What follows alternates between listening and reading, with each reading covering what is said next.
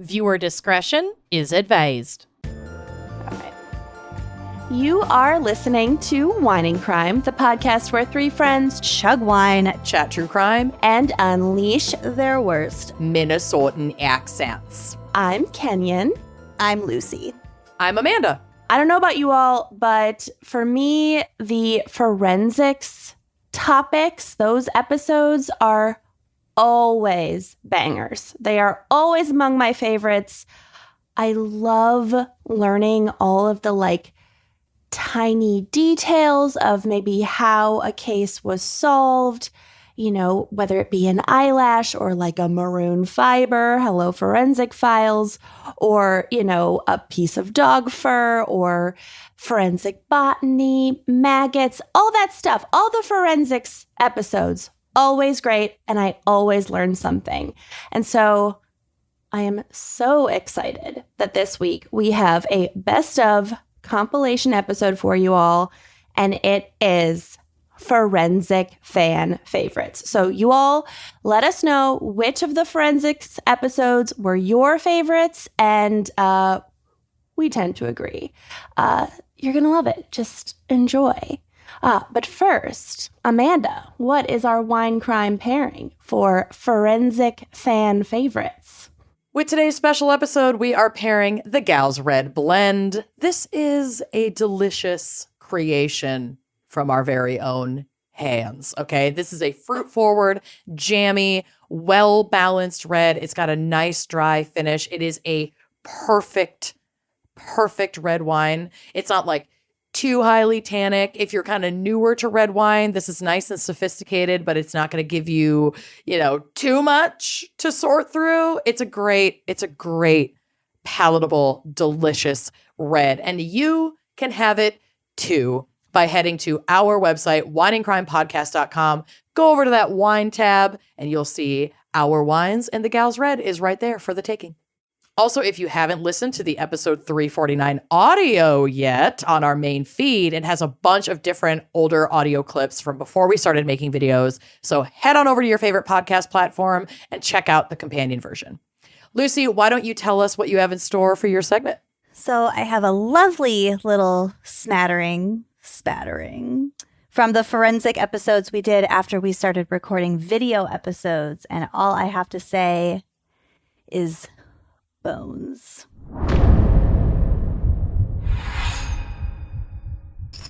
There's no psych. Shaking my goat bones to signify that there is no psych. Mm-hmm. Love it. Oh, I should go get Lori. Should Lori join us? Yes. Hold on. Ray, get the fuck up. Is Lori Bones? Yes. Sure is. I'll be right back. Human or animal? Or do I not want to know? You'll know soon enough. Why do you know? Were I've you there? seen her. Yeah. Should I have seen her at our friends weekend? You didn't spend as much time there as I did on our friends weekend, because remember my neck froze up, so I spent a whole day at Lucy's house. Did you meet Lori then? Mm-hmm. You showed Lori to Zach. Oh, yeah. Okay, so Lori is a pair of human arms that they're not all connected anymore. Some of them are. But my friend Pete, shout out Pete, he does not listen to this show, sorry. His grandfather worked at a university, and so he had an anatomical likely story. They've got wires and springs and stuff. So it was an actual human skeleton, and after his grandfather passed away, he used to have the whole thing, but they could only find the arms, and none of them wanted just the arms, so they gave them to me. So I named her Lori because she is from a sort of petite adult female. Obviously, no way to know her actual name, but these are her hands. Look at Amanda's face. Those are just human hand skeletons. I just feel They're like just bones. the fact that parts of her were just taken Her Oh, body no, was she donated donated. to science. And Yeah. then eventually science tired of her body. That's and what I mean. Lucy got it. And he used to have all of her, and then people were just like, I'm taking the head. I don't know. They don't know what happened to the rest. I know what happened to the rest. Or someone else out there has a podcast and is doing exactly this right now. Like that, with she's only Lori. missing her arms. God. Anyway. There was a human skeleton in my high school science classroom when I was a foreign exchange student in France. Cool. Just chilling in the room. Not like we used it for anything. So like donated to science. It was just like, it was like decor in this science classroom. They My just God. don't make them like they used to. Look, she was Okay. just about my size. Oh, Lucy and Lori. Best of friends.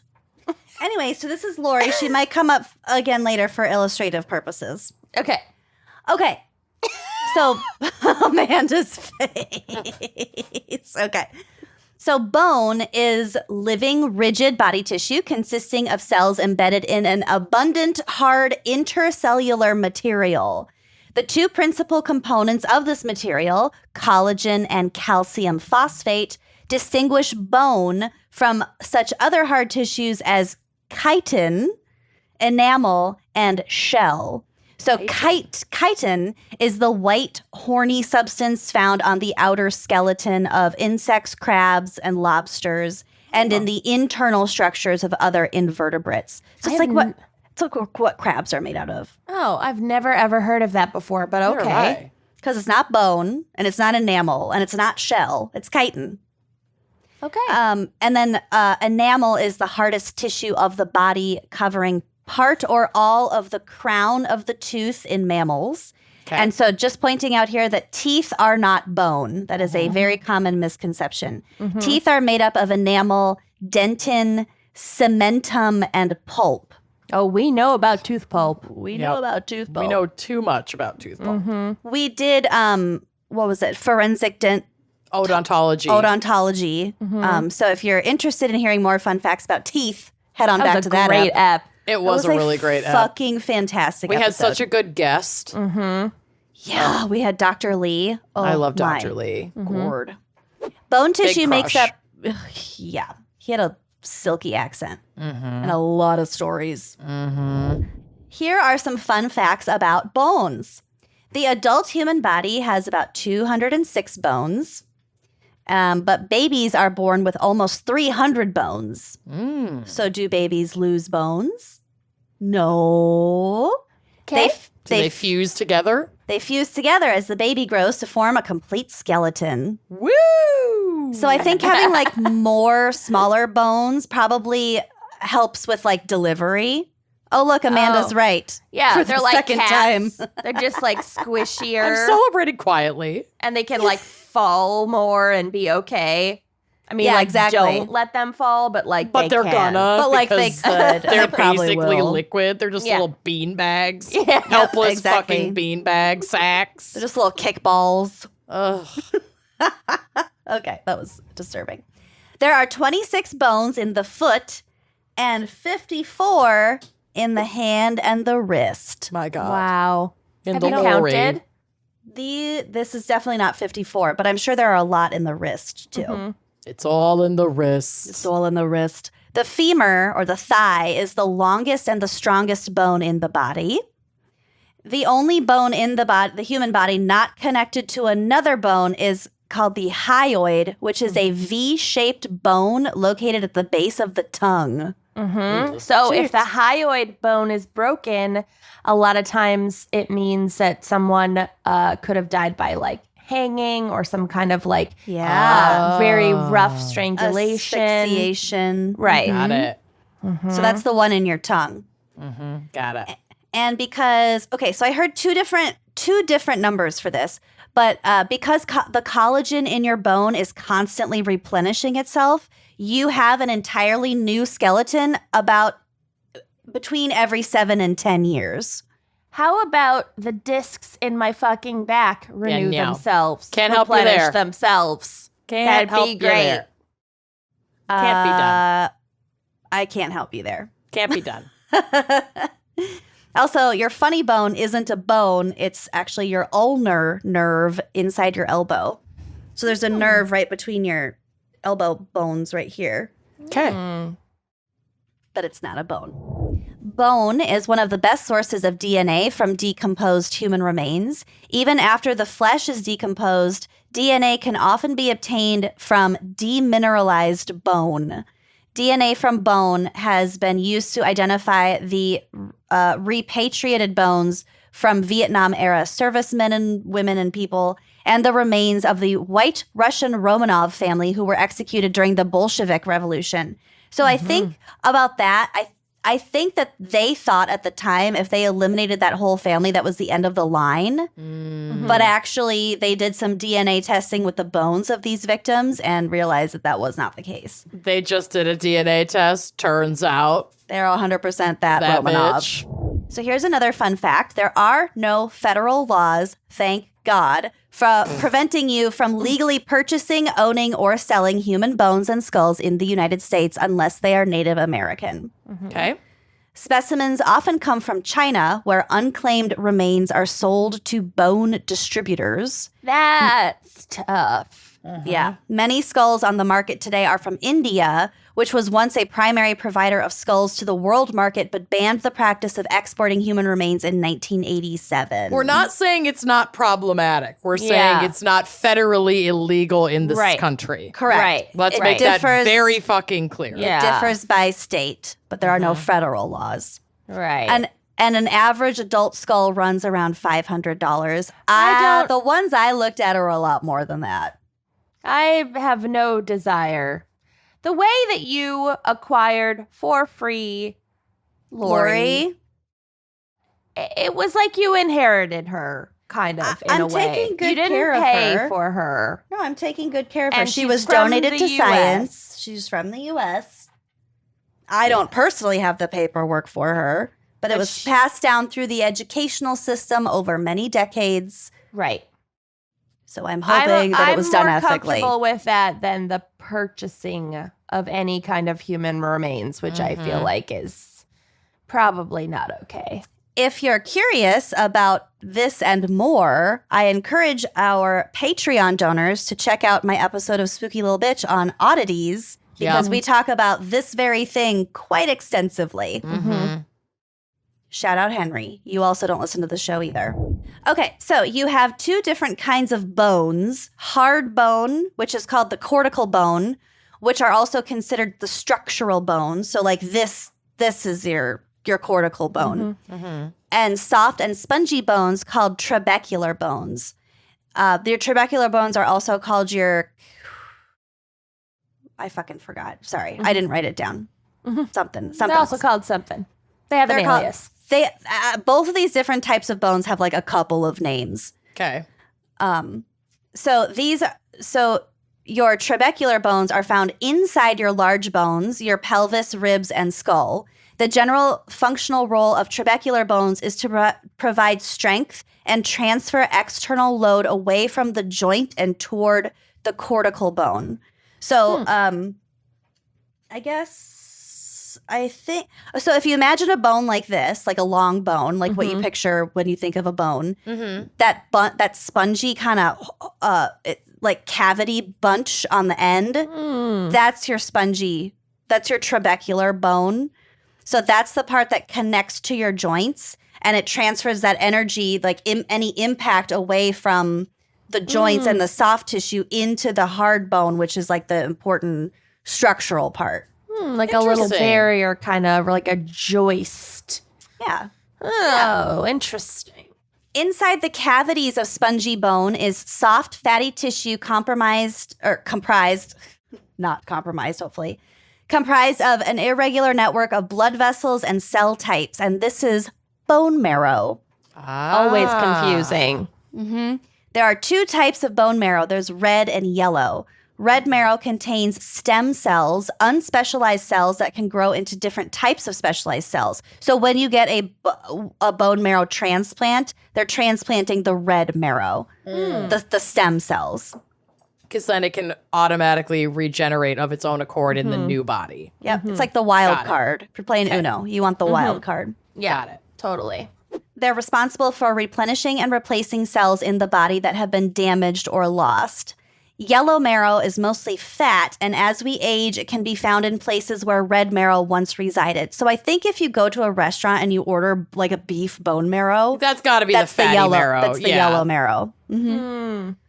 If the body needs more blood cells, yellow marrow can transform back into red marrow to produce them. Wow, it's like a little backup. Cool. Yeah.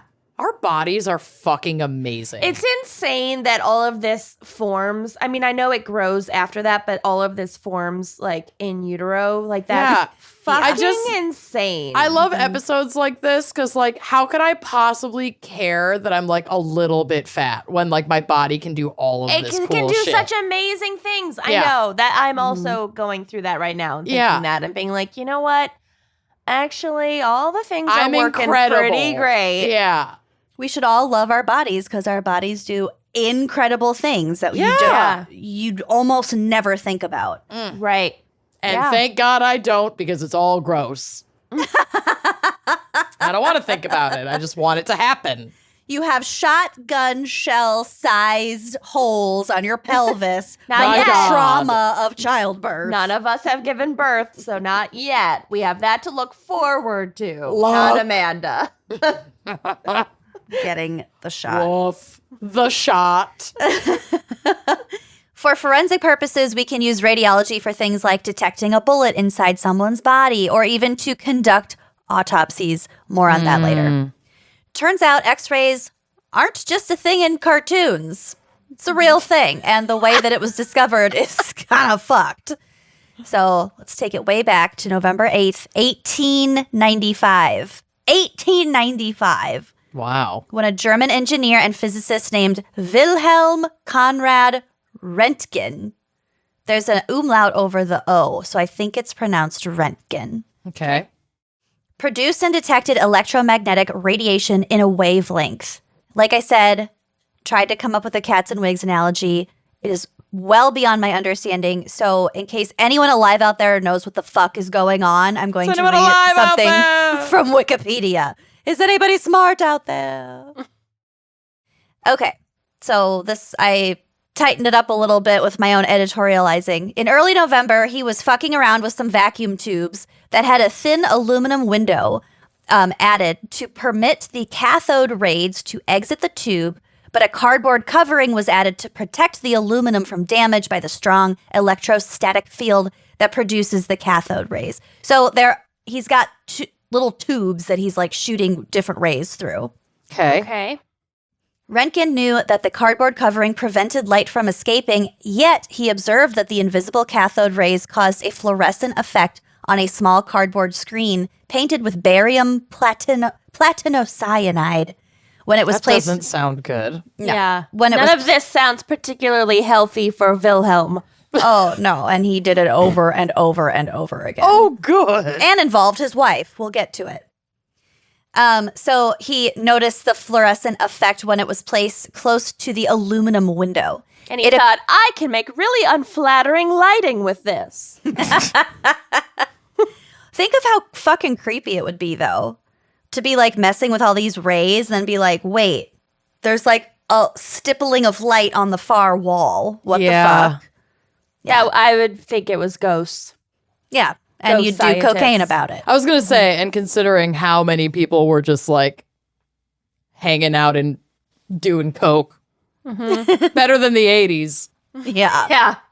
The 1880s. Better. The 1880s were way better than the So it occurred to him that, so he's playing with different types of tubes. It occurred to him that a specific tube, which had a much thicker glass wall than the tube he'd been using, might also cause this fluorescent effect. So in the late afternoon of November 8th, Röntgen was determined to test his idea. He carefully constructed a black cardboard covering similar to the one he had used on the thinner tube. He covered the thicker tube with the cardboard and attached electrodes to a Ruhmkorff coil. Rural juror. A queef coil. Yes, Got to it. generate an electrostatic charge. Before setting up the barium platinocyanide screen to test his idea, he darkened the room to test the opacity of his cardboard cover. I swear to Christ, I can read. All these words are just really bizarre. I am going to need a cats and wigs analogy after all. I thought I wouldn't. I do. I'm just doing my... So as he passed the coil charge through the tube, he determined that the cover was light tight, meaning light couldn't pass through, and turned to prepare the next step of the experiment. It was at this point that he noticed a faint shimmering from a bench a few feet away from the tube. So again, creepy ghost lights. So like shit is passing through stuff where light can't pass through. Right, or where we didn't think it could. Right. Something is passing through the tube. He has determined that it isn't quote unquote light, but it's something. Mm-hmm. To be sure, he tried several more discharges and saw the same shimmering each time. Striking a match, he discovered the shimmering had come from the location of the barium platinocyanide screen he had been intending to use next. So it was a combination of his fucking around with the tubes with that piece of the barium, whatever the fuck, that he just had like on his desk, waiting to be used later. Okay. Somehow the rays were passing through both or bouncing off. Somehow they were involved. A chemistry occurs. And then because of those two things, that's what created the ghost shimmers. Okay. So he speculated that a new kind of ray might be responsible, as we just... because November 8th was a Friday, he took advantage of the weekend to repeat his experiments and made his first notes. In the following weeks, he ate and slept in his laboratory as he investigated many properties of the new rays that he had temporarily termed X-rays, using the mathematical designation X for something unknown. Okay. I like that. That's kind of clever. That's kind of why it sounds so iPhone cartoonish. X. Yeah. Also something I couldn't explain. The new rays came to bear his name in many languages as Röntgen rays, and the associated X-ray radiograms as röntgenograms. And Is that that's why they that measure name didn't radiation in like Röntgens or whatever? Yeah. Oh. Yeah. Is that why the acclaimed musical Rent is so impactful? Absolutely. Yep. That is why he won. 525,000. It's actually about the discovery of X-rays. I knew it. The X-rays epidemic. Oh, Jesus Christ. And how that affects rent. Affects Ray's rent. Seasons of blood. Okay. At one point, while he was investigating the ability of various materials to stop the rays, he brought a small piece of lead into position while a discharge was occurring, while a chemistry was occurring. He thus saw the first radiographic image, which was his own flickering, ghostly skeleton on the barium platinocyanide screen. Okay, that... Imagine. I know. That would be... So fucking horrifying. shocking. Skeleton. His own skeleton. I mean, by accident, because he wasn't even at this point thinking like He didn't that it could pass through his own body. Okay, that was my question, because it's like, it's less scary if you're experimenting with this technology expecting No. a similar result, but if you are He not was still at in the all just fucking around phase. in the look, this can shine through tinfoil phase. Yeah. Yeah. And My then he's like, God. oh, fuck. Speaking My of talking about ghostly shimmers, it was Sir, his your bones. skeleton. Blech. I would have shut it down. No. I would have never touched it ever again. We're This getting is why close we to can't my be favorite part. scientists. I wouldn't have pushed through that either. I'd be No. like, I have unlocked the gate to hell. It's Pandora's Ray. Y'all honey. motherfuckers need Jesus. Please let me read this We next will part. get to We'll it. fucking Lucy get to it. explodes. Shut the fuck up. I We'll would. fucking get to it. God. Let me tell you what I would do. No, shut it down. Shut it No. down. This is too creepy. No. Shut it down. No. No. I can't. Okay. He later reported that it was at this point he decided to continue his experiments in secrecy, fearing for his professional reputation if his observations were in error. So if he wrote a paper like, I saw my skeleton on Saw the my wall. bones. He'd be like, okay. Okay, Grandpa, let's get you get back you to bed. Yeah. Uh-huh. Okay. About 6 weeks after his discovery, he took a picture, a radiograph, an X-ray using X-rays of his wife Anna Bertha's hand. When she saw her skeleton, which there's a photo on the drive of this very first hand X-ray, she saw her skeleton and exclaimed, "I have seen my death." I knew that part. Look at her ring too. So dope. Well, It's okay, massive. there are two hands in here. Oh. So he later took a better picture of see his one. friend Albert von Kuliker's hand at a see public that hand. lecture. So the darker, murkier one is his wife's hand. That was the very first one. Yeah. Wow. Yeah. This is amazing. I have seen my death. Oh, I love that exclamation, and I'm going to use it all the time. Well, that's why when When you guys were any- like, no, shut it down. When anything surprises me ever anymore, I'm just going to I have seen my I've death. seen my death. So circling back to this autopsy thing, we can now use radiology to essentially see through skin, bone, and soft tissue to detect possible causes of death without relying on a fallible scalpel and the even more fallible human eye. So why won't it go through bone? It just won't. It will. I said we can use radiology to see through skin, bone, and soft tissue. It can see through all of it. But then why does your skeleton show up? I don't know. That's goes another through cats it- and wigs thing. It goes through it like slower or Probably. Well, that okay, tracks. so radiology and X-rays are two different things. They're radiology. Our technologies when it comes to radiology are so much more advanced. So we can use radiology to see through bone because there's different. You have like MRIs and CTs. They're all different types of scanning. Sure. No, I understand, but even his like first one of I have seen my own death. The Yeah. reason you see your own death is because you see the bones, but you don't see the skin and the muscles and stuff. Right. So that specific type of ray is stopped at the bone. Okay. But now we have so many other types of radiological technology that Right. some All under can that see umbrella. through bone, some can see, it's just more advanced. So I think that Specialized. really basic, very, very basic X-ray does stop at the bone. But what we have now, we can see all sorts of shit. Sure. Yeah, that makes sense. All of it.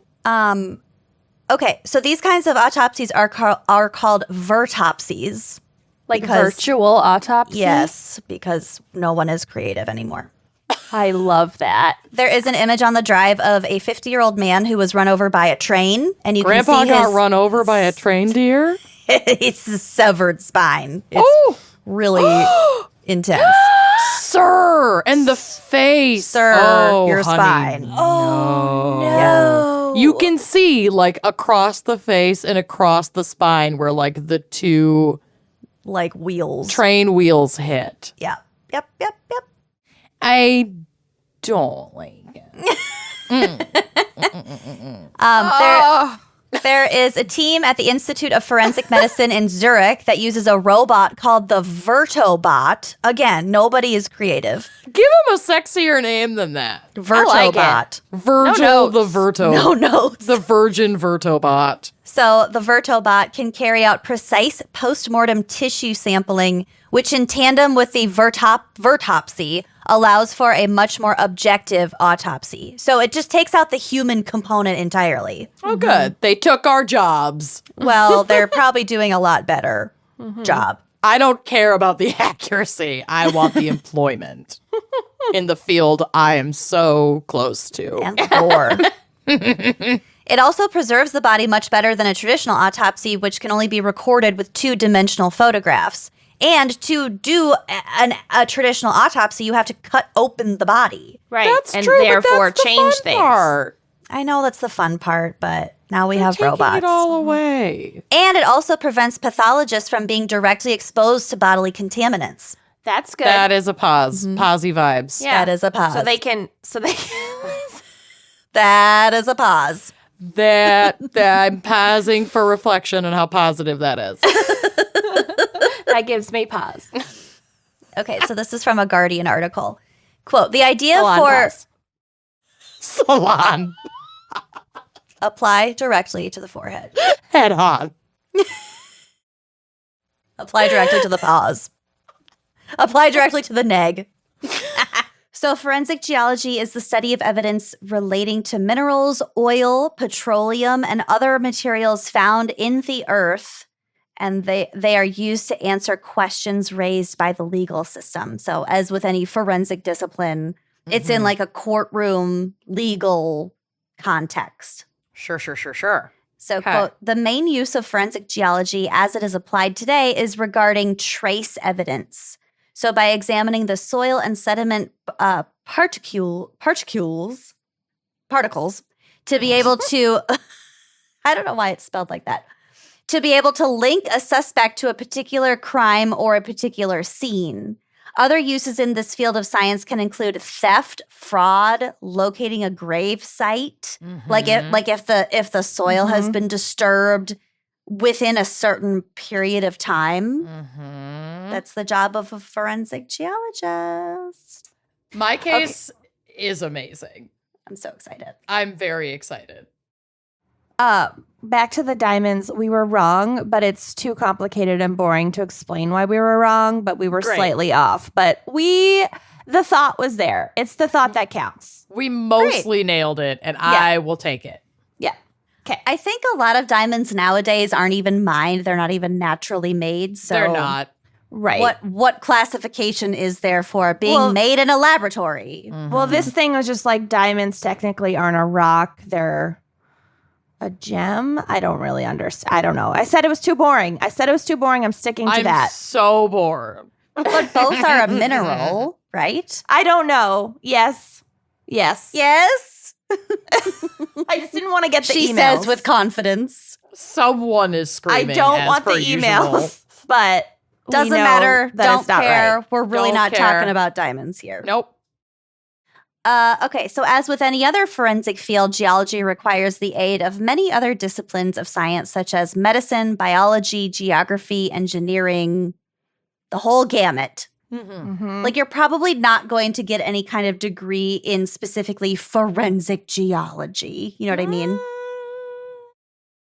Maybe Like- one as in a long list of other degrees. It wouldn't Right, be your right. solo degree. That's what I'm saying. It incorporates all these other disciplines. Yeah, I do actually think I agree with you. I think that most of the time when geological expertise is needed, rather than having designated forensic geologists, they just bring in outside experts and What- like professors and shit like that to You would- study. Yes, you would be a geologist or have a Mhm. background in geology, and you would just apply that to A A crime. forensic case. An Oh, investigation. Yep. that is exact. We're all on the same page. That's what Yep. what I'm saying. Yep. Got it. So forensic geologists use instruments and methods common to the profession of geology, such as binocular microscopes, Hot. petrographic microscopes, Hot. X-ray diffraction, Hot. hot, It's all hot. scanning electron microscopes, What? Scanning. Hot. Okay. and microchemical analysis. Oh my God. That's where I draw the line. Super hot. Call me daddy. Call me micro daddy. Ew. Igneous rocks are so hot. I'm so horned up for igneous rocks. They're literally You're getting me hot. igneous rock hard right now. Ish. my Okay. God. Parisian police clerk Alphonse Bertillon first gained attention when he established lighting and categorical standards for mugshots in the year 1890. Oh, So, I side love note it. about this guy, he suggested an anthropological approach to his mugshots, including a well-lit full face shot and then also the silhouette with the ear visible. Oh, So because he- ears are really unique. He invented the mugshot as we know it today. Wow. And when was And that? this was great. 1890. Wow. Yeah, 1890. So this was great, but it became problematic when he incorporated a measurement system. So measuring certain features, and that fed into the idea that criminals look different from everyday citizens, thereby reinforcing racist stereotypes. Right. Great. If they had just used the measurements as like data for identifying an individual, being like, well, this individual's ear is, 2 inches. But that's and, not what whatever. it was. It was like they have a broad nose. They are more likely to be a Therefore- criminal. Yeah. Right. Yeah, really bad. Just a random example that's not so random, but you get where I'm going with that. Yep. Yeah. Okay, so not so great, but it was his methodical grid approach methodical grid approach used to photograph and diagram crime scenes in 1903 that gave him acclaim. So I'm assuming they mean when you map out a crime scene and you make a grid Yeah. so that you can tell where everything is in relation to everything else. Which they also do at archaeological dig sites. Oh, yeah. They make a grid and then they can say like this bone came from this exact square. We love a good grid. Love a good grid. In fact, he created techniques still used in crime photography today. His work brought the importance of scale and measurements to crime scene documentation, particularly locations of items of evidence relative to each other and to the environment. So a colleague of his named Rodolphe Rice expanded Bertillon's concept to establish the value of photographing detail in footprints, fingerprints, wounds, victim clothing, and blood spatter, which is one of the most important forensic techniques. So his colleague just took it a step further and was like, hey, let's also make sure that we develop techniques, which I will kind of get to later on, to capture these specific, more subtle aspects of a crime scene. All forensic photography must consider 3 elements at a crime scene: the subject, the scale, and a reference object. Also, like a dollar bill, Right. Something that you can tell how big the thing is. Or like the quarter that a guy put on the tip of his dick when he sent me that dick pic all those years ago. Just a shiny Is that a reliable quarter. reference point, though? Because what if he had a small quarter made so that his dick looks bigger? I mean, I wouldn't put it past some men. And also- I bet that's out there. I didn't sleep with him, so I hope he went through the trouble of having a tiny quarter made just to have that completely not work. Then let's It's nail him on counterfeiting charges. It's at like 97% scale. It's like barely noticeable. He goes to federal prison. I gotta find this Off, photo. but I just can't put my finger on it. And I never will. I sure didn't. Yeah, I was dick like, pics that's don't work. nice. No. Wow. Unless you already have a Correct. thing. They don't work as a getting you to sleep with me. Right. Getting to know ya. And they Yeah, work in yeah. a sexting context in a situation where In we've a already had relationship. sex. Yeah. Yeah. In a thing where there's already an existing at least flirtation. Mm-hmm. Yeah, more like as a reminder to be like, hey, remember my cute little dick? Yeah. Want to And get I'm on like, it later? Right. No. Sure. By all means, then. Or whatever. But if you're just like trying to attract a brand new person, Sir. woman, probably not going to work. Probably not. Well, who are we to paint with a wide brush? But Yeah, for me I'm personally, and I think Right. for the two of you, not a great success rate. Not a good ROI. Not to jinx myself, but I have never received a real full-fledged dick pic. I have. Not, like from a partner or anyone? Nope. Or do you just mean unsolicited? Not from 'Cause, anyone, girl, not from a I've been up to stranger. my ears in both. Neither. Wow, I've that's gotten really sad. 2 unsolicited ones. It's not sad. I'm great. I She's love doing it. fine. I'm sad for you. That's a really important experience. Should we do forensic dick pics sometime? Well, you've already done foreskin and dick crimes. Yeah, It's I don't think we need to go honestly- down that road ever again. Yeah, Yeah, we're you're kind right. of plumbing the depths at this point. Mm-hmm. All right. Okay. Also, the overall forensic photographs, much like I said, must be shown in a completely neutral and accurate representation. Photography can sometimes be the only way, like I said, to collect a piece of evidence: the blood spatter, the body fluids on the grade, whatever. The Therefore, oil slick. the slick. Therefore, forensic photographers fulfill two different roles, or the photography fulfills two different roles: documenting the crime scene and the evidence within the scene on site, and also capturing the collection of evidence. So, like once items are taken back to the lab and examined, because you also have those really high resolution, well lit, like the bloody pencil that she stabbed him with Oh, yeah. against like So a white piece of they'll paper. photograph it, like in a controlled environment after it's been photographed in its original environment and then Yep. collected. Yep. That probably also serves to maintain inventory as well and make sure that the pencil that was collected from the scene isn't the different same one. from the pencil that was photographed in the lab. Yeah. And also, if you have photographs of all of this stuff, you don't have to be like, oh, I have a question about that bloody pencil. Let me go root through 100 boxes to find Right. that one fucking pencil. You can just find the very detailed, high resolution, well lit photos of that pencil. And she's gone. So there are rules that forensic photographers should follow when they're on the scene. This is from a 2018 article from the National Institute of Health called Forensic Photography, Prospect Through the Lens. And this article has multiple authors. It is cited on our website if you're curious. It's a real thing. I didn't want to read all their names. Okay, number I one. think that framed photo example was from the movie Gone Girl, starring Jennifer Lopez's new boyfriend, Yep. New returning boyfriend, Ben Affleck. new ex-boyfriend. Anyway, sorry. I go on. thought that sounded familiar. Yeah.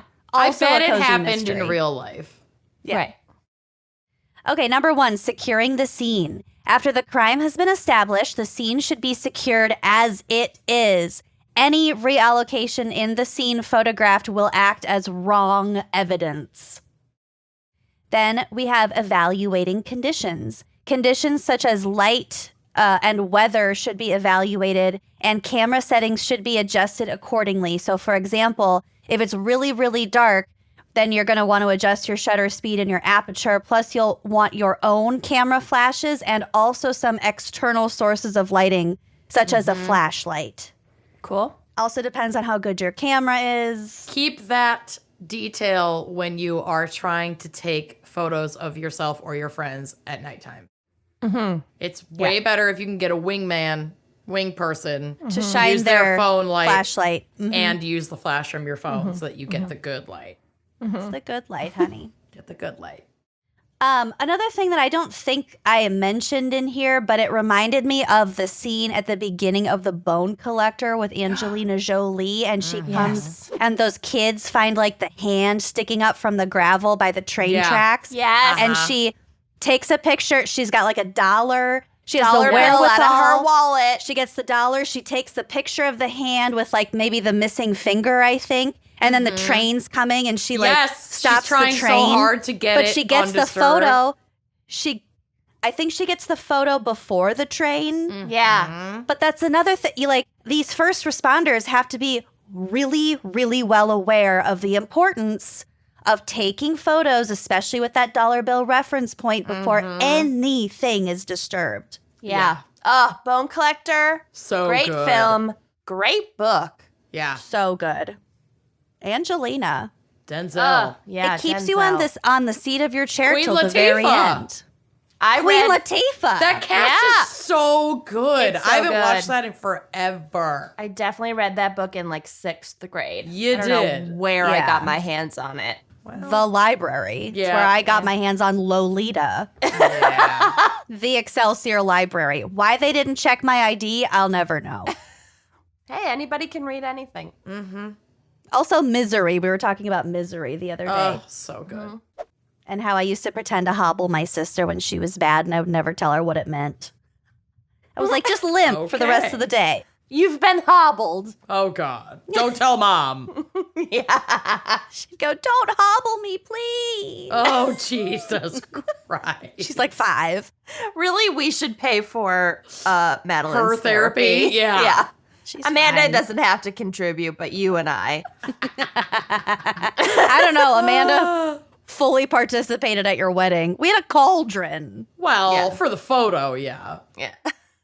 Okay, anyway. It wasn't malicious. It was Instagram. She was into it. She loved it. It wasn't malicious. It was Instagram. Maybe she's born with it. Oh, my God. Okay, Maybe so then it's sacrifice. we have shooting the scene. The photographer should capture the entire scene using wide-angle shots, followed by close-up shots to visualize the full scene to show the relationship of the evidence with the overall scene. Then we photograph the victim or victims. The location, injuries, and condition of the victims should be highlighted, obviously. And clearly, if someone's still alive when first responders come on the scene, they're not going to wait for the photographer. Right. And it would be ethically wrong for the photographer to try to get, their shots while they're like trying to working administer. on a victim, yeah. Yeah. Right. But That'd if be it's not fucked up. life-threatening, then as soon as you can do those photos, the better. If they're clearly already dead, then don't Don't touch them. anything, yeah. Don't Yeah. touch anything. Yeah, but a lot of crime scene photos will have streaks and splatters from those first responders trying to rescue the victims and Right. and that can make it harder, but also even more of a reason to not tamper with the scene any more than is absolutely necessary when you're administering the first responder, life-saving measures. Don't tidy up. Yeah. Don't tidy up. No. Then we have photographing the evidence. Photographs should be taken directly at right angles, so straight above something, eliminating probable distance distortions for clear visualization, and each part of evidence should be photographed with both scale to signify the size and without scale to show its relationship with the overall scene. So any one piece of evidence should be photographed at multiple different angles. To just kind of show, because then you can establish how big it is, how far away it is from everything else, and also to get down in there to see the deets. That makes sense. Then they place evidence markers. So I think those are the little triangular little markers that are numbered. They look like Little tiny cones. wet floor signs. Little tiny wet floor signs, yeah. So I didn't find any information on what they look like necessarily. They probably look different for every department and agency that's using them, but the ones that I'm thinking of have numbers on them. So that might be for shell Reference casings. numbers. Yeah, maybe they're just reference numbers. Maybe they show the order of something, but I feel like that would probably be determined later on. Well, it would be easier to reference back in the report to be Right. see Exhibit item 1. 13. Yeah. Yeah, you're right. Okay, so the evidence markers. The first shot of the entire crime scene is very essential to confirm that no one has altered the scene. The photographer should capture the scene with and without the evidence markers. Then they have the use of special imaging techniques, so alternate light sources, like Amanda was saying, such as lasers, blue or green lights, and colored filters should be used to detect fingerprints, bite marks, and footprints. So, for example, photographing fingerprints in soft substances such as dust, wax, clay, or grease should be done at an oblique angle with an adequate cross light, followed by a glancing illumination with the flashlight. I don't really know what this means, but I'm gleaning that it's just lots of different angles of light so that someone smarter than me could tell the depth a lot of, an impression and the size of it and math that goes along with and this. geometry. Yeah. Yeah. Yeah. Okay. The tire impressions are photographed by placing a tape measure on the same plane as the impression to show the exact circumference of the tire. And for bite marks, one should take close-up photographs using scale on the same plane as the impression, and it should be taken at different angles to show the finest detail of the impression. Gotcha. We've talked about bite marks before. They're not super reliable, but Depending on They're the not like a context. smoking gun, but they could absolutely be corroborating Right. evidence. Yes. Right. So they're still important in that way. Like Right. if part of someone's MO was to bite their victim after they Right. were dead, for example. Right. Yeah.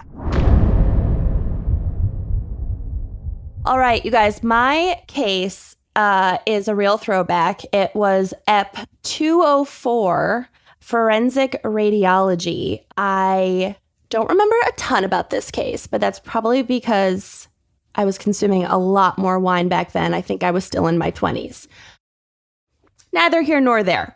What I can tell you about this episode is that it is about a guy named Cangrande della Scala, and he was this medieval warrior knight. He was a big fan of Dante Alighieri and is mentioned and featured in the Decameron. Also, we get to talk about fecal matter basically solving this case. So can it get really any better than that? I don't think so. Also, there are some great photos on the blog. They're on the drive. They will be on the blog. They've been on the blog for a few years of basically forensic radiologists x-raying this dude's mummified remains. And he's essentially wrapped in like a lot of saran wrap and then going into an MRI machine. It's dope. It's the best. So enjoy. Because I had so much trouble researching, I ended up going with a fan suggested case. Ooh. But then I realized that this dude that I cover was also mentioned in the Decameron, which I read at the start of the pandemic. The James Decameron? Yep.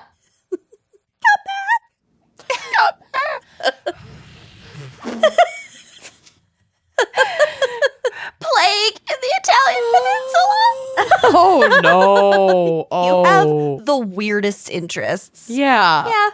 Decoy ducks. I think I'm into duck decoys now. I think I'm into duck decoys. It happens. It's a slippery slope. I saw one at the antique store I was at last weekend because I had to just get the fuck out of my house. Yeah. I almost got it for you, but it was like $80. To take pictures of them and send them to my godfather to see if he wants them because Oh. he's like the world's premier expert on duck decoys. He's published. No big deal. he's published. Published. So Okay. don't So- talk to me about duck decoys because, like, Because- my godfather is published. So. Okay. We're You going to will get never emails have from that people being problem. like, your godfather is fill in the blank. Okay. So, There is one expert on duck decoys on this planet. And it's my godfather, Yes. so yes, sir. Published. he's published. Okay. So, Cangrande the First della Scala. Ever heard Gesundheit. of him? Ever heard of it? Was born in Verona at the end of the 13th century. Nachos con grande. There are some photos on the drive if you want to look. I always want to look. He's Sir. the one with the, well, they both have red hats. Nachos with big. He's the one without the leaves. Yeah. Out the He's, lead. he's labeled. Yeah, Con grande. labeled. Con His grande. nose is con grande. Yeah. Oh, it's Yeah. sharp. And con pointed. Yeah. He has a real Roman nose. And sad hair. He was- looks like someone I know. Oh my God, I have to take a picture of this. Your husband, kind No. of? No. 'Cause I can't say it out loud, but he looks just like someone I know. I see it. He was your typical medieval nobleman. He loved hunting and hawking Oh no. when time allowed. Like, Yeah, I was going to say, wait. Birds, Birds. or hawking up hunting loogies? with hawks. Okay. Yeah. Hawking at the plebes.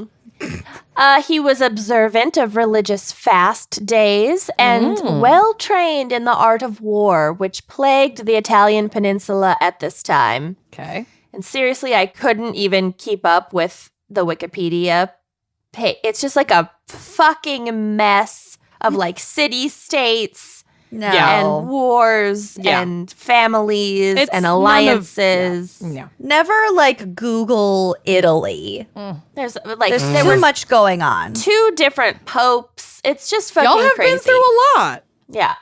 When we did our Sicilian crimes episode, I was just like, what the fuck? Yeah, it's a lot. Jesus. A lot. So he's involved in all this. By the time he turned 21, he had conquered several neighboring territories. Even his enemies seemed to admire Cangrande's bravery in battle. Taco con grande. Nachos con grande. I'm so hungry. Not long after he became the leader of Vicenza, I don't know. Sure. Paduan V-town. warlords tried to wrest control of this city away from him, and they invaded. So he gets control of this city, then he leaves, goes about his business, and then the neighboring warlords are like, fuck this guy, we're taking it back. They start to move on it. Got it. Cangrande was away at the time, but as soon as he heard of the incursion, he mounted his war horse and rode out at top speed. All right. Arriving in under 3 hours and before the enemy had even penetrated the center of the city, Cangrande stood in his stirrups and, quote, urged his followers to slay the cowardly foe before charging onwards, mace in hand, carrying all before him as fire fanned by the wind devours stubble. Oh, This Okay. sounds like an exaggeration. drama queen. Yeah. Quing. Quang. I don't know. I think he really was pretty strong and pretty good at battle. I feel Even bad though- for his horse. 3 hours of running at top speed and Yes. then going into battle. And then your That'll reward kill a is horse. battle. Yeah. Meow. All while Horses, man. carrying this guy who, like, while strong, like, not small. He's thick. He's his a thick nose boy. alone. Mm-hmm. That's a lot of. That's like a lot of body, nose, muscle, gear. thick. He's probably in some sort of sword. armor. Yeah, he's carrying a weapon. That's a lot for a Chainmail. pony. Little Sebastian. Sebastian. Imagining him on Little Sebastian. Poor little Sebastian.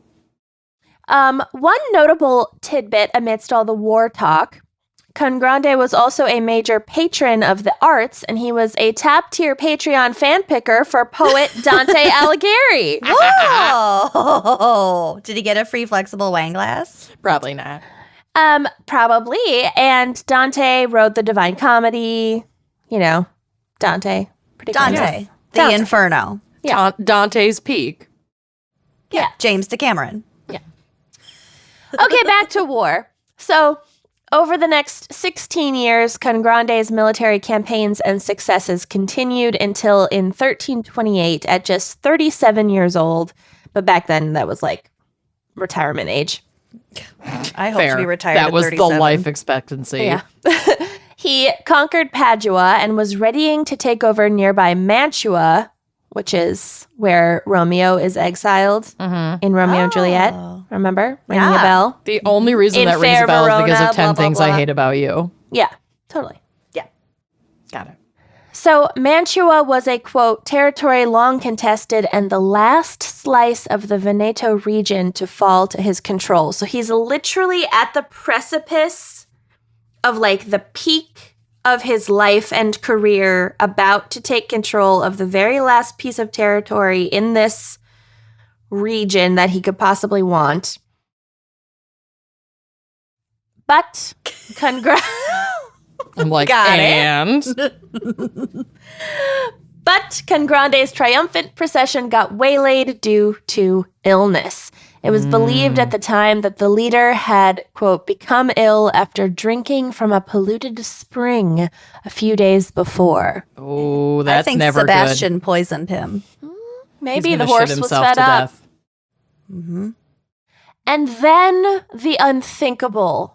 The man broadly considered to be the most powerful man in Verona's history at the very height of his power, took to his bed and died. Bye-bye. You drink poopy water, you pay the price. That's very true. It didn't take long, though, for alternate theories for his illness to spring up, including that Cangrande might have been poisoned by a rival. Poison, you say? But if so, which one? Which poison? And how? And when? And Why? What poison? And which? And whether? And wherefore? We're white. Cangrande della Scala, despite being beloved by his own people and considered to be a brave and fair ruler, for those on the right side of his sword, that is. I had to fluff this so much because there's really not much information. What about the left side? Had many, many enemies. Well, yeah. Cangrande Like was... bacteria being one of them. Poor bastard. Bacteria. He died of an infected toenail after a subpar God. pedicure in Jersey City. That is how you're going to die if you're not careful. Absolutely. You how have you're come gonna a die. long way. I almost did. I know. You've come a long way since then. Let's keep that momentum up. Honestly, if it weren't for That living Obamacare, I would momentum. be dead from that pedicure. I was not, my toes were like about to fall off, and the only reason I went in was because I had Obamacare. Thank you. Thank God. Okay. So, Cangrande was considered jovial and eloquent and known to be fond of discourse and debate for its own sake. Still, he could have a furious temper when provoked or frustrated, and his argumentativeness and explosive temper could have rubbed someone the wrong way. It's rubbing me the wrong way 1,000 years later. Currently. Or maybe a secret rival seeking to rise up the ranks and replace the larger-than-life Cangrande. His moniker literally means big dog. Oh, God. Kind of a play on the fact that his uncle was Mastino, the Mastiff. So then Got he it, got it, was got it, got it. big dog. Gotcha. Since Cangrande didn't have any legitimate heirs, anyone could have aspired to succeed him, even his ambitious nephew, Mastino Due. Ooh. Do it. Just do it. Just do it. Just do it. I hope that's what it actually sounds like in Italy. The Nikes.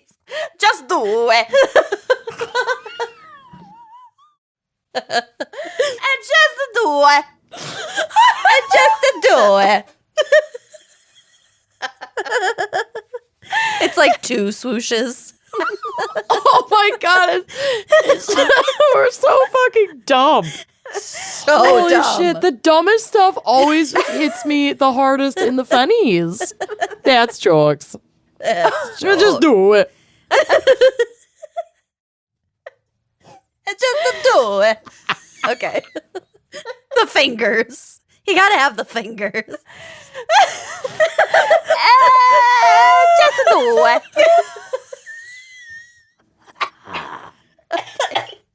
I got the Rona. The second I visit Italy, which is on my list, I'm just gonna start doing that around the piazza, just to do it. Take the picture. Just do it. Okay. People are gonna be like, this white bitch. We're gonna Get get the fuck so out many emails about doing a bad Italian accent. I'm sorry, we do a bad British accent as well. Oh God! Okay, we have Every one accent, pure is- accent. that we do is bad. Okay, All so bad. except for Minnesota. No, the or- one's cat. Just as likely, a conquered foe could have infiltrated Cangrande's retinue and directed an assassination. Assassination. Assassination. He'd conquered basically all of northeastern Italy at this point, and despite being relatively magnanimous with defeated enemies, even befriending some of them once they were in his captivity, although they probably didn't have a whole lot of choice in that matter. Best friends, asshole. necklaces, Yeah, exactly. through the bars. Instead of braided you. handcuffs, I braided you an anklet. I braided you this anklet that attaches to this to your bars. metal ball and chain. It's like the man in the iron mask situation. He's like, I beated you, this anklet. I forged this mask just for There's you. a sheet mask under your iron mask. Oh. My God. So he still was like fucking conquering people. It's still war. So he definitely had done some like scorched earth shit along the way. People were pissed. Yeah.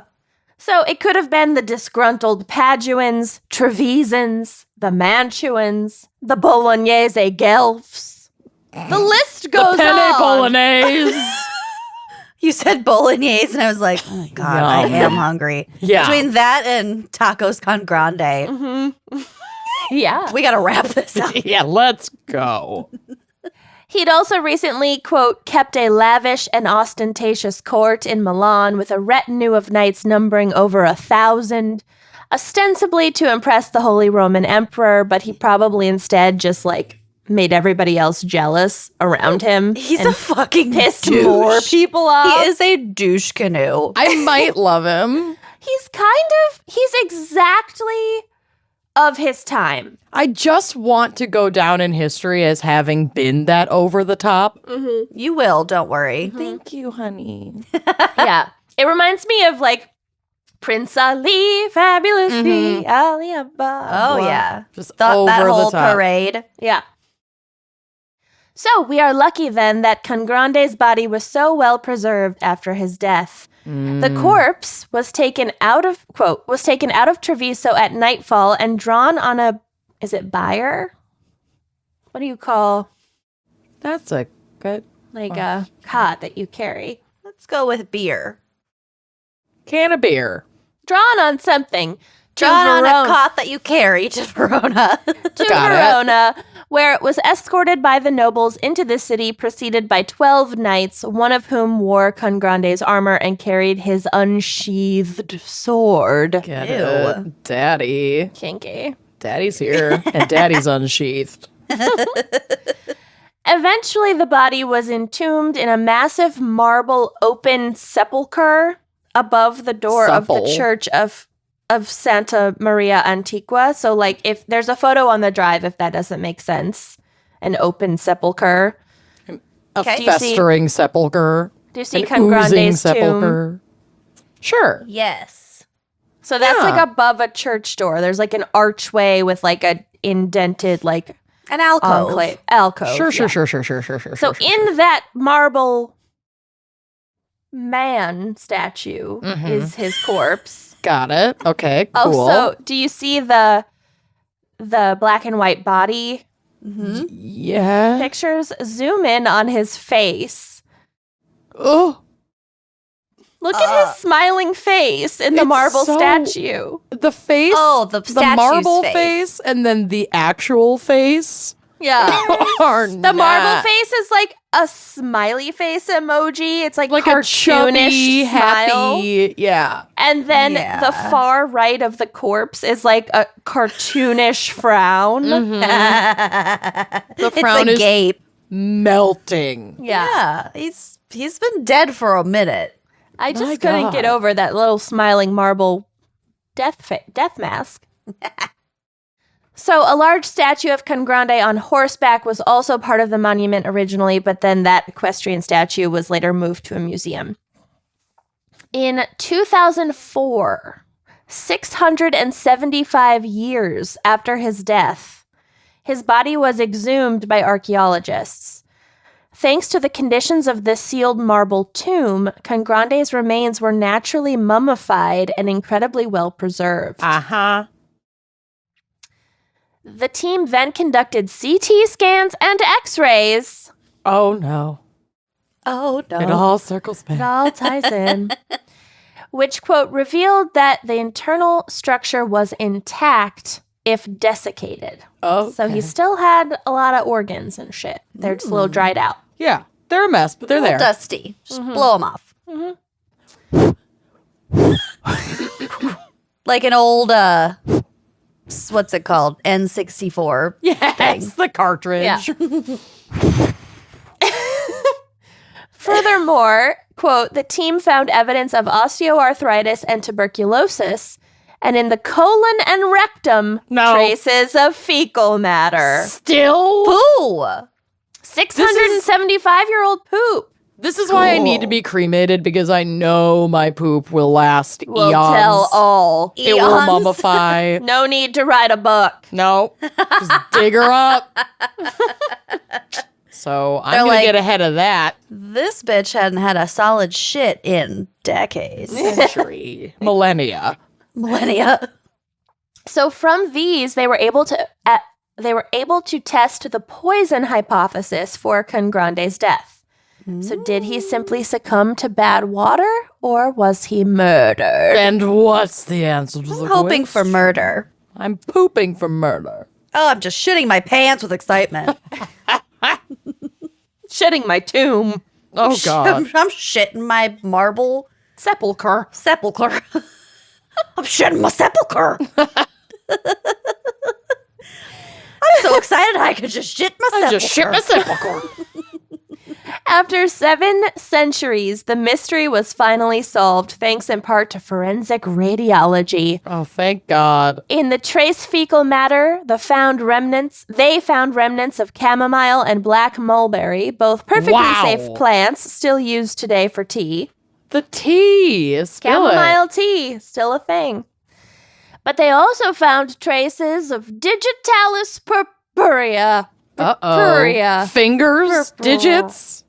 aka foxglove. Foxglove. A That's a beautiful poisonous but plant, deadly right? flower. Mm-hmm. It is beautiful, though. There are pictures on the drive of foxglove. Yes. Its effects were definitely well known in Cangrande's time, so it wasn't like they didn't know it was poisonous. It Right. wasn't like, This was on purpose. I don't know, mercury or whatever. Mm-hmm. They knew it was fucking poisonous. Digitalis, the dried leaves of foxglove, can be used. Isn't digitalis also like a boner medicine? Okay. Digitalis, the dried leaves of foxglove, can be used in very small amounts medicinally, namely to strengthen contractions of the heart muscle, but probably also in boner pills. There's literally a boner pill called digitalis. Mm-hmm. Well, I'm Googling this. Got a Digitalis boner. pill. digitalis boner. Anything? I'm going to take out the boner. I think it threw it off. Image search. Digitalis medication. Maybe it's not. It does something about muscle contractions. Maybe it's not the name of the brand, but that it's mentioned in boner pill commercials. But I know I've heard digitalis and boner pills before. Names of boner pill. Kenyon, you can continue on continue. while she You does this update us. very important work. Yeah. So, Cialis. Maybe that's Cialis. what I'm thinking of. But there's some. well, it can be used medicinally. Okay. Maybe for boners. We don't know. Jury's still out. But large doses can be fatal. Mm-hmm. This is called, I don't know, digoxin toxicity. Boner And death disease. The symptoms are, quote, typically vague, erections that last longer than 4 hours. No, they may include vomiting, loss of appetite, confusion, blurred vision, changes in color perception. Which I thought was interesting. That would be an odd one. And decreased energy. So these are very similar to contemporary accounts of Cangrande's final hours, which led archaeologists to conclude in their report, quote, the most likely hypothesis on the causes of death is that of a deliberate administration of a lethal amount of digitalis. Poisoned. Mm-hmm. He was murdered. It is now believed that shortly before his death, Cangrande was given a decoction of chamomile, a natural sedative and antispasmodic. So, like, Antispasmodic. I like love that that. word. yeah. So, like, maybe he did drink some shitty well water and, like, wasn't feeling great. But it and wasn't then- enough to kill him. And then But they then were, someone was like, here's some chamomile tea. here, drink this. You'll feel Yeah. better. Mm-hmm. Black mulberry and poison. Adding to the intrigue of the now confirmed poisoning is the fact that Cangrande's physician was hanged by his successor not long after the big dog's murder. That's telling. Why? So did Mastino Due Just to do it? Did he just do it? did he just do it? And He did he wanted to do him in. do him in? Do away with him. Do it. Away with him. And did he discover the doctor's role in murdering his beloved uncle, or was he tying up loose ends Oh. after achieving his own Like a bloody usurpation of power? I'm going to go with that. Okay. We may never know. We know. And that We know is- he do it. He did it. He did it. just did it. And that is my case. Wow. You did it. I'm done. I'm done. Oh my God. Well, grazie. Molto bene. You need some anti-spasmodiums. Digitalis. Okay, let's When hear. you're ready. Now, for my segment, we have the first case ever solved by geology from episode 275, Forensic Geology. So for me, when I think of geology, I think of rocks. But did you know that dirt is just really, really, really small rocks? And that, that can also help you solve a crime? Who knew? To dive into this case, we need to hop into the way, way back machine to 1904, only 11 years prior to the birth of our patron Saint Helen. She's my version of geography. I was just going to say that. So at this time in forensic history, we were working with very little. This is from universalclass.com, and yes, I am padding my case. Just roll with it. Quote, by the early 1900s, the field of forensic investigation achieved major developments due to the design and use of modern forensic methods and discoveries such as benzodine, a chemical compound used to develop a universal presumptive test for blood. Ooh, So human that's blood kinda- or any yeah, blood? I think any kind of blood, but just blood.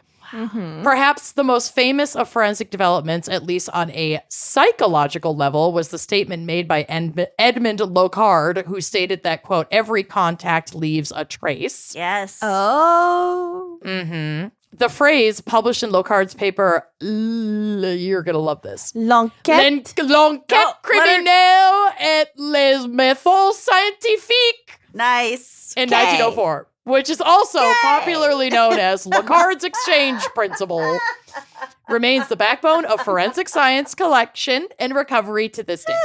By the beginning of the 19th century, the study of hairs, fingerprints, and blood thrust the development of forensic investigation to new heights. And Locard, the forensic professor at the University of Lyon, France, created the first crime laboratory for use by police and other law enforcement personnel. From.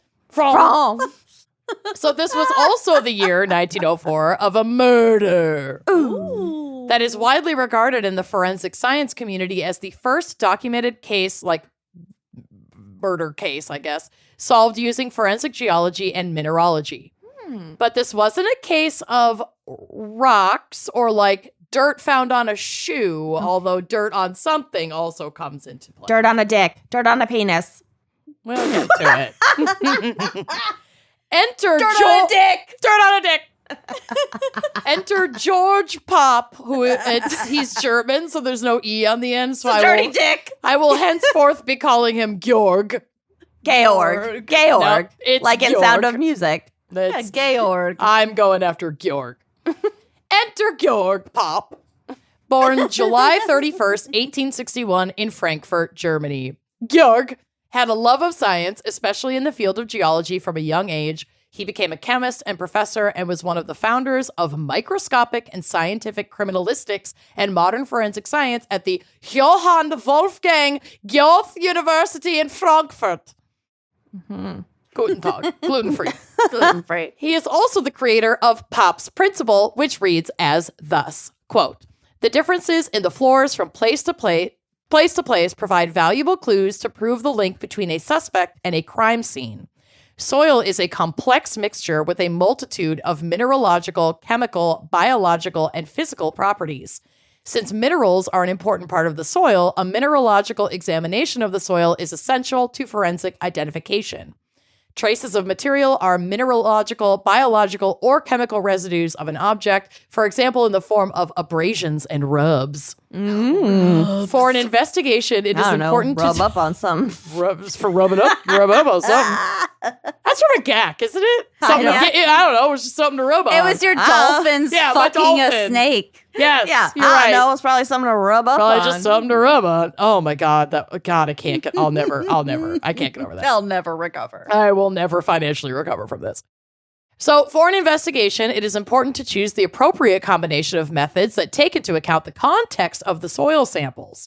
It covers a broad spectrum on the analysis of soil components and the closely related materials such as plant fragments, pollen and spores, and diatoms. Ooh, The diatoms. The soil formation process includes base minerals, temperature, water condition, vegetation, time of day, and the chemical processes of dissolution, oxidation, reduction, and even human activities. Wow. I swear to cool. God, if they had sold science to us in school just through a forensic lens, I would have would've learned loved it. I Yep. would have loved it so much I more. would have become a biologist. Right? Absolutely. Absolutely. Mm-hmm.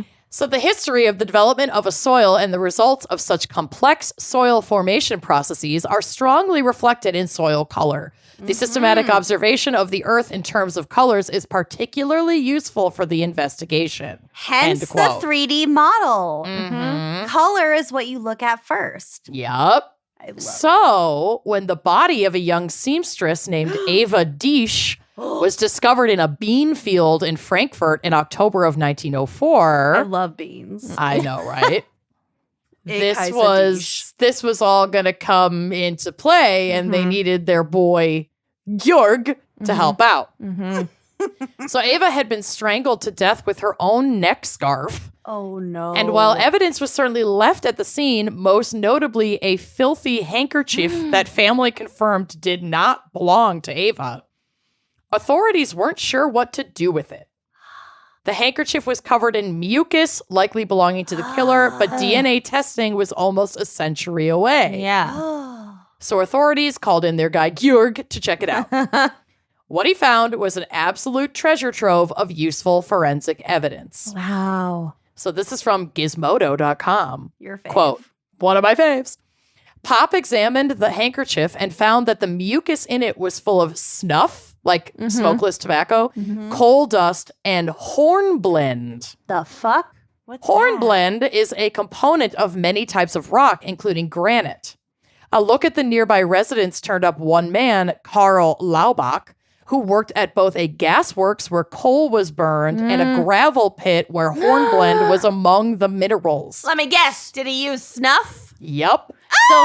So He had coughed and like wiped his mouth on this handkerchief. And all his dirty and all the shit that work he'd been inhaling, detritus. came out in the mucus. Oh my, it was in the mucus? Yup. Oh, Isn't that my- fucking nasty? Oh so my it wasn't God. on the handkerchief. Like it you was could in see the it. mucus. You could Yeah. see it, but it was in the mucus. It was like granules in his mucus Right. soaked into the handkerchief. Gross. Isn't Oh my that God. fucking narsed? I had such bad boogers when we were in Dallas. Oh, dry. honey. It's dry. I It's should like have baby. put that under a microscope. honestly, what we really need to put under a microscope is like what you blow into a handkerchief after a day at the Renaissance Festival. Yes. Oh my And God. that's what this reminded me of. You got Absolutely. gray boogers. So Oh, much yeah. dirt. So much dirt. Oh. That's basically what this fucking handkerchief was covered in. This That's- nasty that's also like- shit. I What like that our boogers only are. reference for Is the being red outside fest. is after a day at the Renaissance Fair. I know. Or in Dallas. It's Amanda, you had bad boogers I in know. Dallas too. I know, but they weren't like dark and dirty like they are after No, the Ren I Fest. get the No. worst boogers on airplanes. But you get, Oh, yeah. you get bad boogers in certain environments. Yeah. Well, we were around a lot of vegetation that we're not used to. It was really hot. It was dusty. It's true. It was Dusty. It's hot. We have probably allergens that we're not used to inhaling. You're going to get boogered. So when they hauled Carl in to be questioned, detectives checked under his nails and got all the components on the handkerchief. The boogers, because he was picking his nose. Well, no, except, thank goodness, the mucus, end quote. So they got they got snuff, they got the horn blend, they got coal, they got all this shit out from under gold. They got all this shit out from under his fingernails, and it's all a match to what was in the mucousy handkerchief. Wow. What they didn't get was a confession. Laubach insisted he'd been nowhere near the scene of the crime, but Pap still had more tricks up his sleeve to put Laubach at the scene. Because without DNA to match the handkerchief to him, who's to say it's his? It could have been somebody else's who works. Like, that's the industry of this area. So right. Other people could be around both of those Correct. things. Yeah, it's environmental. Right. Plus the snuff. That's exactly what it is. Yeah. So investigators confiscated articles of his clothing that they determined he'd been wearing, like, the day of this murder, for further testing. Unfortunately for him, he didn't hem his trousers. Pop took a look at the bottom edges of his pant legs and found multiple layers of dirt. If you commit a murder, you gotta Do it nude. get Or in a dry suit. Yeah. you gotta get rid of whatever clothes and shoes you're wearing. Yeah, they gotta go. They gotta Get go. You can't way keep 'em. rid of them. But I also think he was, like, in maybe one of his work uniforms, and so he, like, It's couldn't 1904 and he's Yeah. a laborer at these two things. I doubt he has that many pairs of clothes. True. Yeah. I don't know. For whatever reason, he didn't ditch But them. maybe that's why he didn't want to burn or ditch them. Right. I think it's because he probably needed them for work, but whatever. But maybe don't commit a murder Right. in the first place. Yeah. So at first, the dirt didn't look anything like the stuff found in the bean field where Ava's body had been laid. It had a layer of finely crushed mica that was not present in the field. Only under that mica layer could Pop find all the minerals he'd found in a sample of dirt from the field. So what was the outer layer of dirt? Pop scouted around, taking samples, and found that the road between the field where Ava was found and Laubach's house had that particular type of crushed mica on it. They just from the dirt Yep. and so the not mucus, only they literally created a map of the Yup. crime scene. Yeah. literally, not only did geology help Pop prove that Laubach killed Ava, it revealed the exact route that Laubach took as he walked home afterward. That Oh is my crazy. And it's God. 1904. Yeah. Isn't that Yeah. so fucking cool? That I is very cool. Love this. It's so fucking cool. So this was absolutely mind-blowing forensic science. It is still referenced today from Raymond C. Murray and John C. F. Tidrow's case study written in 1992. Quote, when confronted with the soil evidence, Karl Laubach admitted the crime, and the Frankfurt newspapers of the day carried headlines such as, "The microscope as a detective." It is impossible to determine from the distance of almost a century how forensic geologists or a jury today would evaluate the geologic evidence amassed by Pop. But one fact is evident. Mineral study had been used in an actual case fulfilling the prophecy of Arthur Conan Doyle, Yes. who had hypothesized the use of geology in criminalistics when he penned the Sherlock Holmes mysteries between 1887 and 1893. And he invented this just in his mind. But Yep. Arthur Conan Doyle was a physicist, so he Yes. wasn't a stupid person. No, he was a scientist. He Yeah. just he knew, knew that this shit. was possible. It just hadn't happened yet. Which Yep. I He also fucking had love. he also based some of the character on a person that he knew. He knew. Yep. Right. Who Yes, was also but very, it, very but smart. this wasn't documented Right. in reality until Right. Pop For decades. and the other person that I talked about. Yep. For almost 2 decades, it Yeah. wasn't used. It's so crazy how cool. and how spot on the prediction was. Like, this is pretty much exactly what Pop did. Imagine was being that criminal. Just Oh. being like, you Oh studied my God. what? What? My mucus? You found my snuff? Like, imagine just being that guy and being like, I fucking got for away real? with this. Let's Yeah. go. Wait, what? Dirt? Well, Dirt did me in. Kind of like Golden State Killer once the genealogy shit came around. Yeah. I bet if he knew about it as a cop, I bet part of him was like, oh, fuck. Oh, yeah. well, he wasn't a cop, but yes. He any had been a longer. cop for like He 8 had seconds, been but a yeah. cop. Right. So he was plugged into that kind of thing. Sure. Yeah. I'm sure I he bet- was I bet it's- aware. I bet as he started watching all these cases be solved by that sort of DNA evidence. I'm sure he was sweating. Yeah, I'm sure he was sweating. I love it. The second 23andMe hit the scene, I imagine a lot of criminals started sweating. So I'll leave us with this quote that really illustrates the impact of this forensic procedure. Quote, the use of geologic information in forensic settings was established internationally in 1908, so 4 years after, when Georg Pop was again called upon to assist in the solution of another murder. In this case, he focused his examination on the shoes of the principal suspect. He examined the layers of dirt encrusted between the sole and the front of the heel.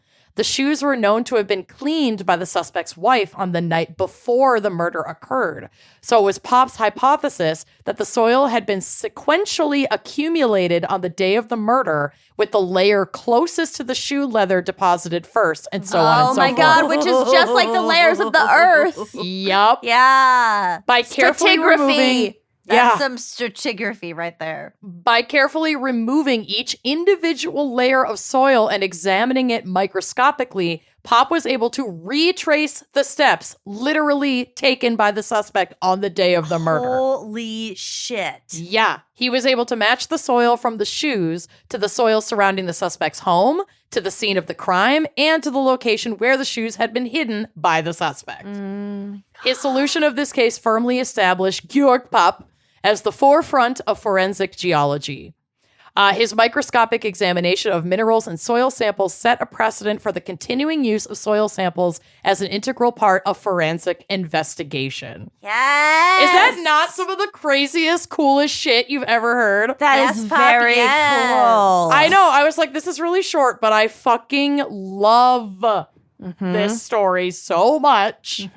It's just really fascinating. We could do a lot of episodes about forensic geology. I know. All the forensic stuff needs another go around. It's all ma- good. Yes, please and meticulous- thank you. The meticulous examination of layers of dirt to like create a map is fucking rad. I love it. It's so fucking cool. I don't know. I was really jazzed. I wrote them in the bathtub. Nice. And I was really excited. You were really jazzed / I was. electrocuted. And electrocuted. Anyway, that's my I case. was really bathed. Well done. And thank you to our fan picker, Ellie Brown, and all your smarty pants scientist friends at the U of M Duluth. I And love Kat. you, Kat. I love you, Kat. And we love all of you. You. And tune in next week. We choose to go to the To the moon. Okay, nobody will understand that. Okay. See you next week. Bye. Bye-bye.